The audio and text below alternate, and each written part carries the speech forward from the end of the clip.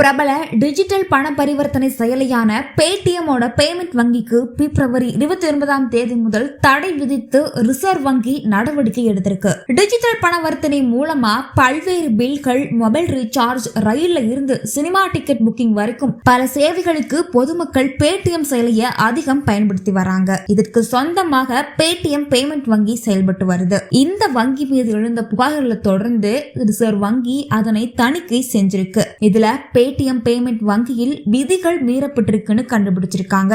பேடிஎம்னா என்ன? சீனால அலிபேன்னு ஒரு நிறுவனம் இருந்துச்சு. அதே மாதிரி இந்தியாவில ரீசார்ஜ் பிளாட்ஃபார்மாக அறிமுகமானதுதான் பேடிஎம். அதை தொடர்ந்து கொஞ்சம் கொஞ்சமா பேடிஎம் பயன்பாடு இந்தியாவில அதிகமாச்சு. 2016 ஆண்டுல பேடிஎம் நிறுவனம் வேலட்ங்கிற ஒரு ஆப்ஷனை அறிமுகப்படுத்துறாங்க. இந்த பேடிஎம் வேலட்னா என்ன? வேலட்னா பர்ஸ். டிஜிட்டல் மூலமா உங்க வேலட்ல 500, 1000ன்னு சேவ் பண்ணி வச்சுக்கலாம். அந்த பணத்தை தேவைப்படுறப்போ நம்ம பயன்படுத்திக்கலாம். மக்கள் பேடிஎம் நிறைய இடங்கள்ல பயன்படுத்த ஆரம்பிக்க 2020 பங்கு சந்தையில நுழைஞ்சது பேடிஎம்.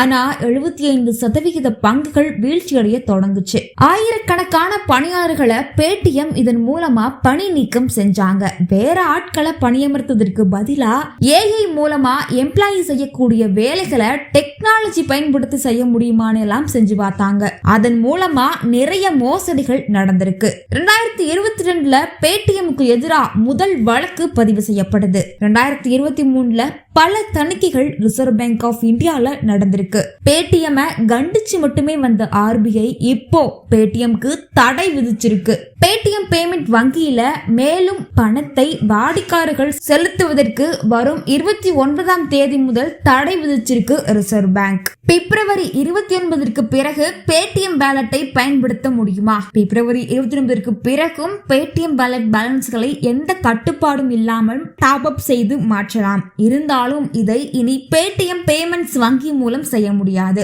பேடிஎம் யூபிஐ வசதி செயல்படுமா? யூபிஐ முகவரி பேடிஎம் பேமெண்ட்ஸ் வங்கியோட இணைக்கப்பட்டிருந்துச்சுன்னா பிப்ரவரி 29 பிறகு டிரான்சாக்சன்ஸ் கட்டுப்படுத்தப்படும் சொல்லியிருக்காங்க. மற்ற வங்கிகளுடன் இணைக்கப்பட்ட யூபிஐ முகவரிகளை கொண்ட வாடிக்கையாளர்கள் பிப்ரவரி 29 பிறகு டிரான்சாக்சன்ஸ் பண்ணலாம்.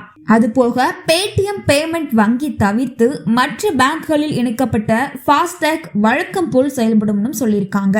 பேடிஎம் நிறுவனத்திற்கு எப்போது தடை? பிப்ரவரி 29 வரைக்கும் நீங்க பேடிஎம் ரீசார்ஜ் பண்ணி யூஸ் பண்ணிக்கலாம். அதற்கு பிறகு பேடிஎம் ரீசார்ஜ் ஆகாது. மார்ச் 15, 2024 வரைக்கும் பேடிஎம் நிறுவனத்திற்கு டெட்லைன் கொடுத்திருக்கு ஆர்பிஐ. அதற்குள்ளாக பேடிஎம் பண்ணிய தவறுகளை சரி செஞ்சா மட்டுமே பேடிஎம் நிறுவனம் மூலமா டிரான்சாக்சன்ஸ் பண்ண முடியும். அப்படி அந்த தவறுகள் சரி செய்யப்படலைன்னா பேடிஎம் நிறுவனம் நிரந்தரமாக தடை விதிக்கப்படும்.